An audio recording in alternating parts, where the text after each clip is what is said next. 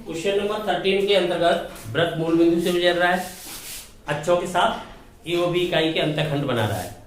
तो वृत्त का समीकरण हमें ज्ञात करना है। तो पहले इसका फिगर समझते हैं। तो देखिए फिगर के अकॉर्डिंग ये स्थिति है आपकी, ये आपके अक्ष हो गए,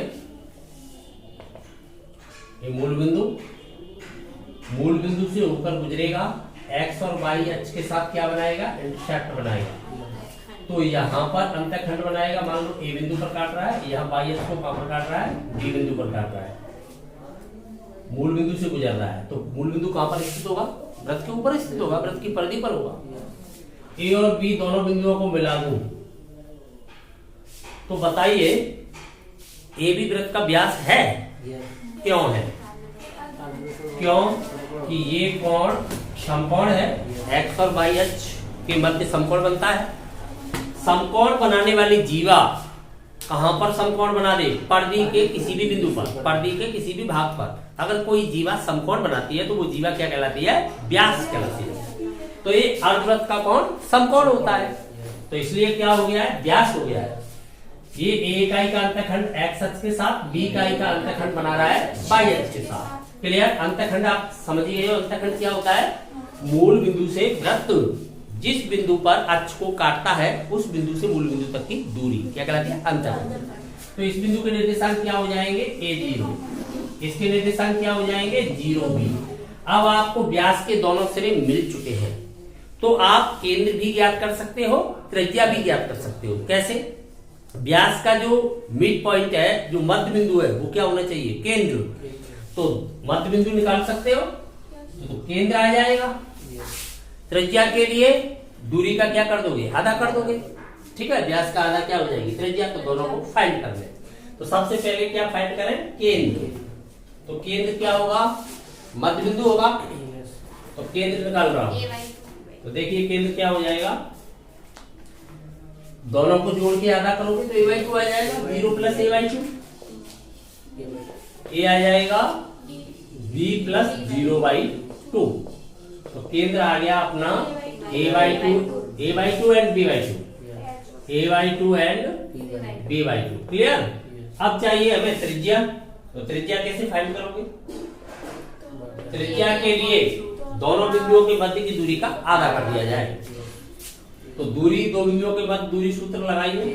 क्या लगाओगे, a-0 तो a स्क्वायर ही रह जाएगा, b-0 तो b स्क्वायर ही रह जाएगा। इसका क्या कर दिया है, आधा।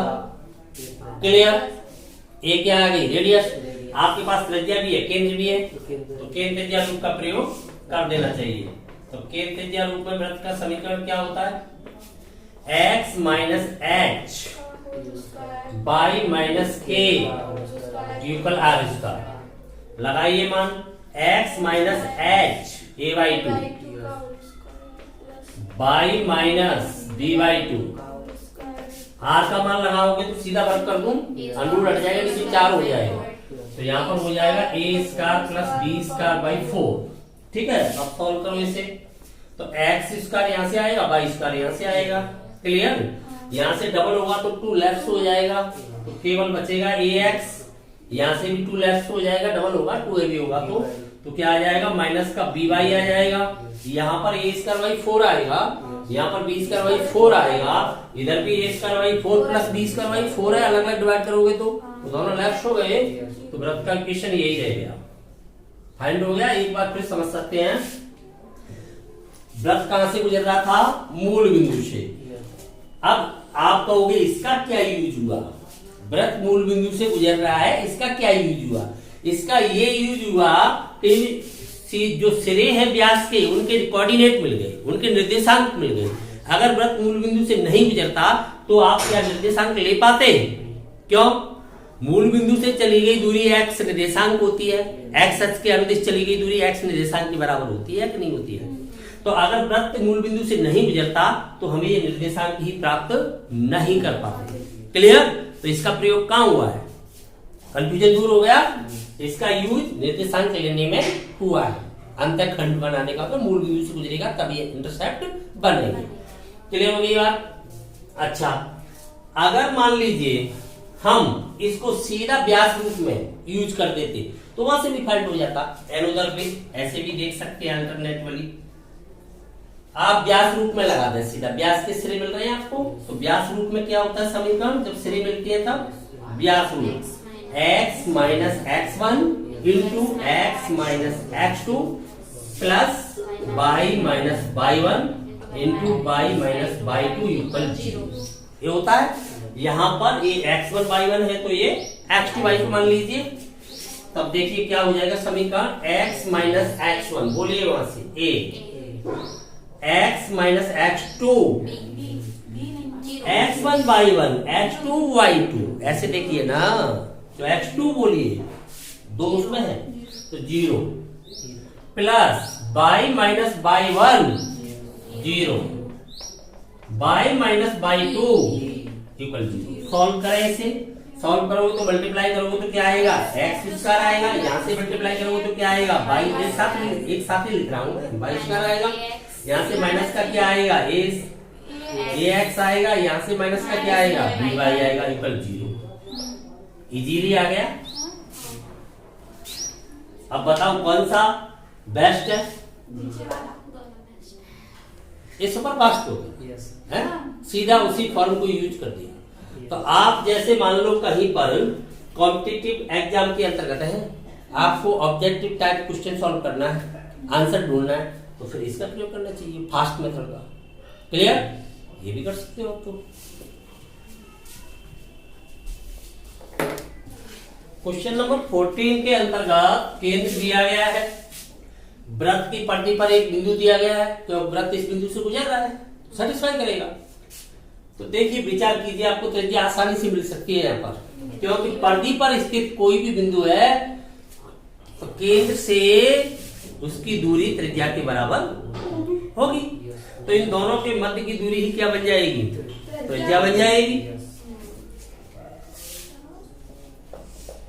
चलिए केंद्र त्रिज्या रूप में वृत्त का समीकरण लिखें पहले।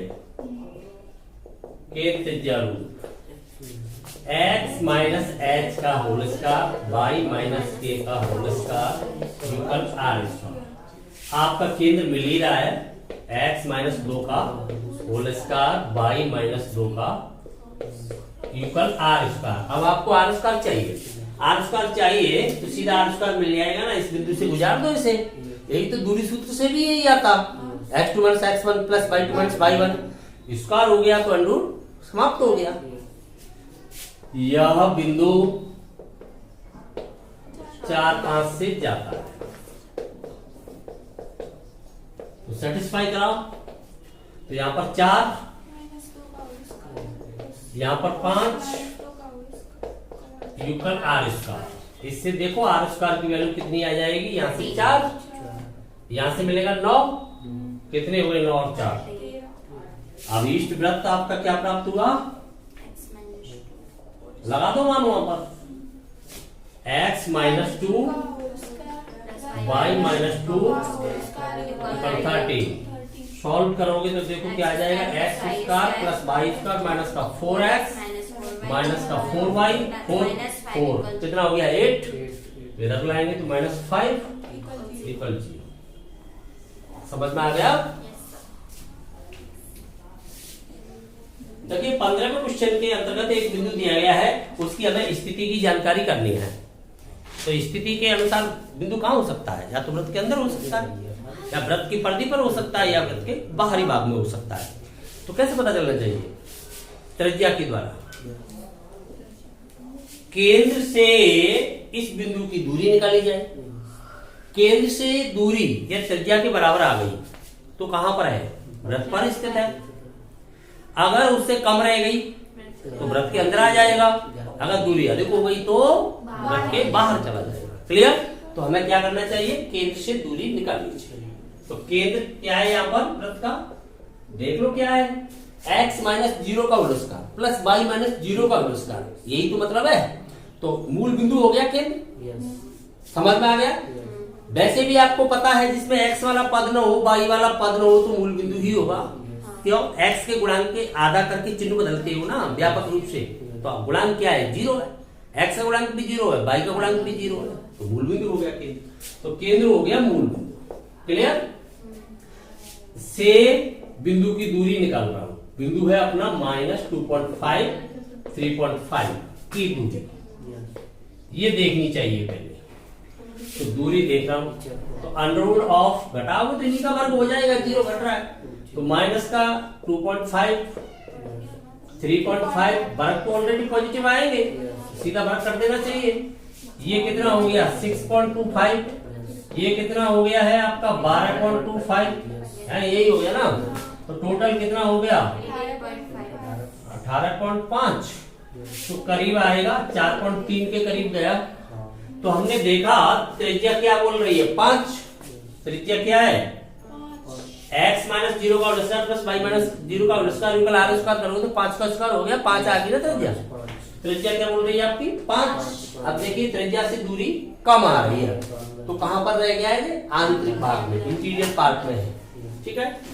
चूंकि हमने देखा जो 5 है वो अधिक है, जो दूरी आ रही है वो कम है त्रिज्या से, इसलिए जो आपका बिंदु दिया गया है -2.5 3.5 वृत्त के आंतरिक भाग में स्थित है या अंदर स्थित है, अंदर स्थित है। समझ में आ गया? क्लियर? ये लास्ट क्वेश्चन था।